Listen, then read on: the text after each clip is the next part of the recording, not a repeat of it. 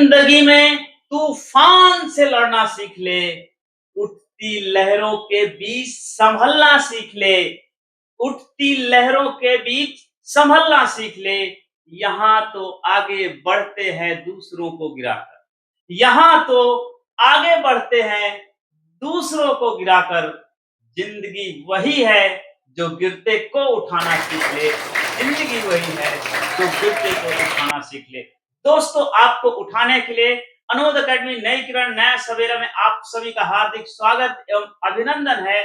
और बिहार में यदि आप टीजीटी और पीजीटी बनना चाहते हैं, उसके लिए आपको बिहार टेट पास करना होगा और उसका नोटिफिकेशन आ गया। इसके बाद बिहार टेट के बाद बम्पर वैकेंसी बिहार में आएंगे टीजीटी पीजीटी के लिए, लेकिन उसके पहले आपको बिहार टेट पास करना पड़ेगा। तो दोस्तों, पूरी जानकारी हम आपको देंगे, वीडियो के अंत तक जरूर बने रहें, वीडियो को लाइक करें और चैनल को सब्सक्राइब जरूर कर लें।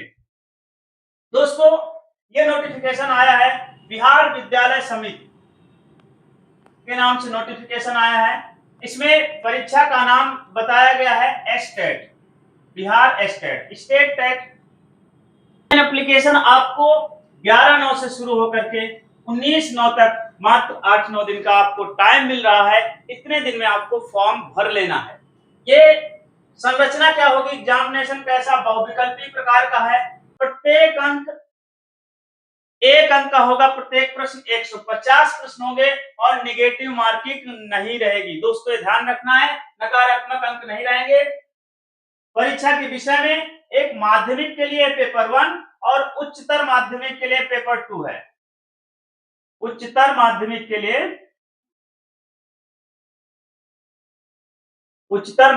लिए पेपर 2 है। तो दोस्तों, पेपर 1 के बारे में कौन कौन से विषय हैं? हिंदी विषय में आप देख सकते हो, हिंदी है, उर्दू है, बांग्ला है, मैथिली है, संस्कृत है, अरबी है, फारसी है, भोजपुरी है, अंग्रेजी है, गणित है, विज्ञान है, सोशल साइंस है, शारीरिक शिक्षा है, संगीत है, ललित कला है, नृत्य कला है। इन विषयों में आप टेट पास करेंगे। तो इन विषयों के टीजीटी आप बनना चाहते हैं तो आपको पेपर 1 पास करना होगा। तो पेपर 1 में कई व्यापक विषय दिए गए हैं। भाषाई विविधता पर बहुत फोकस किया गया है। इसका मतलब जो लोग मैथिली, बांग्ला, अरबी, फारसी इन विषयों से जिन्होंने ग्रेजुएशन किया है, स्नातक किया है, उनके लिए सुनहरा मौका है। क्योंकि यदि आपने बिहार टेट पास कर लिया तो बाद में जो वैकेंसी निकलेंगी बहुत कम कंपटीशन रहेगा। इसलिए ऐसे सब्जेक्ट वाले बिहार टेट जरूर दें। और इसके बाद हम बात करते हैं शैक्षिक योग्यता की। सबके लिए बीए प्लस बीएड है। ग्रेजुएशन आपका 50% होना चाहिए, 50% मार्क्स के साथ ग्रेजुएशन कंप्लीट हो, प्लस बीएड हो। बीएड के लिए ध्यान रखना है एनसीटीई से मान्यता प्राप्त हो। ये ध्यान रखना, बाद में आप लोग बहुत कमेंट करते हैं सर एनसीटी सर्टिफिकेट नहीं बन रहा है। ध्यान रखना, आपका बीएड जो है एनसीटी सर्टिफिकेट मान्यता प्राप्त होना चाहिए।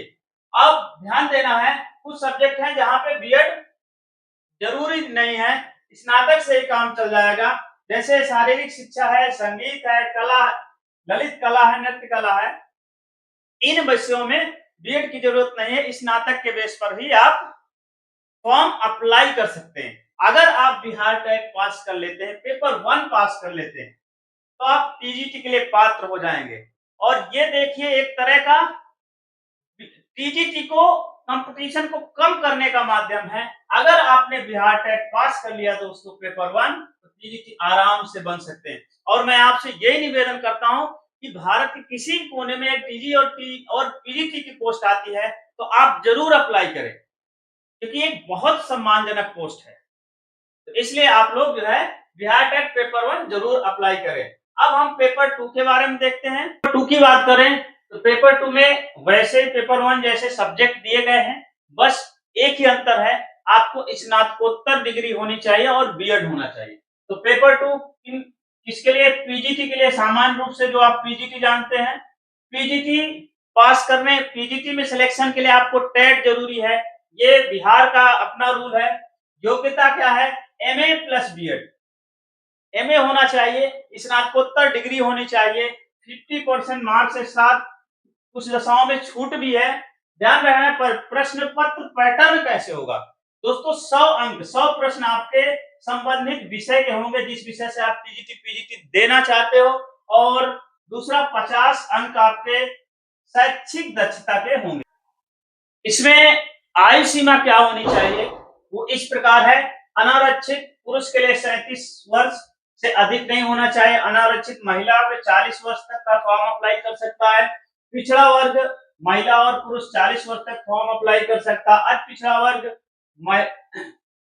महिला एवं पुरुष 40 वर्ष तक फॉर्म अप्लाई कर सकता है। अनुसूचित जाति महिला और पुरुष 42 साल तक फॉर्म अप्लाई कर सकता है, और अनुसूचित जनजाति महिला एवं पुरुष 42 साल तक फॉर्म अप्लाई कर सकते हैं। दोस्तों इन सबका अलग अलग आपको minimum cut off, minimum number आप लाएंगे तभी बिहार टेट पास होंगे।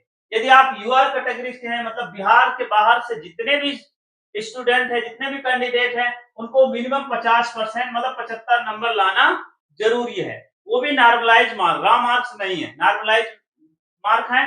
मतलब ये कंप्यूटर बेस्ड टेस्ट होगा जिसमें नॉर्मलाइजेशन होगा, और बहुत भयानक वैकेंसी आएगी, इसलिए लोग ज्यादा फॉर्म अप्लाई करेंगे।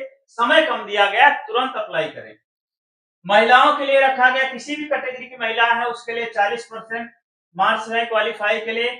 आपको पिछड़ा वर्ग के लिए 45.5 है, और अति पिछड़ा के लिए 42.5% मार्क्स लाने हैं, और बाकी SC ST के लिए आपको 40% मार्क्स होना चाहिए, आपका बिहार टेट क्वालिफाई हो जाए। और जो ही बिहार टेट आपका क्वालिफाई होता है, टीजीटी पीजीटी की वैकेंसी आएंगे, आप उस फॉर्म को अप्लाई करेंगे और आपका सिलेक्शन हो जाएगा, आप एक शानदार अध्यापक बन जाएंगे।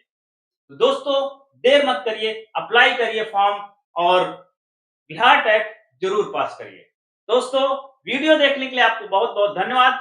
नेक्स्ट वीडियो में हम आपको बताएंगे कि फॉर्म कैसे भरना है, उसकी एक एक डिटेल बारीकी से आपको जरूर बताएंगे। लेकिन ध्यान रहे, इस चैनल को सब्सक्राइब जरूर कर लें, और वीडियो को लाइक करें, और दोस्तों को भी शेयर करें। दोस्तों मिलते हैं नेक्स्ट वीडियो के लिए, तब तक के लिए जय हिंद, जय भारत।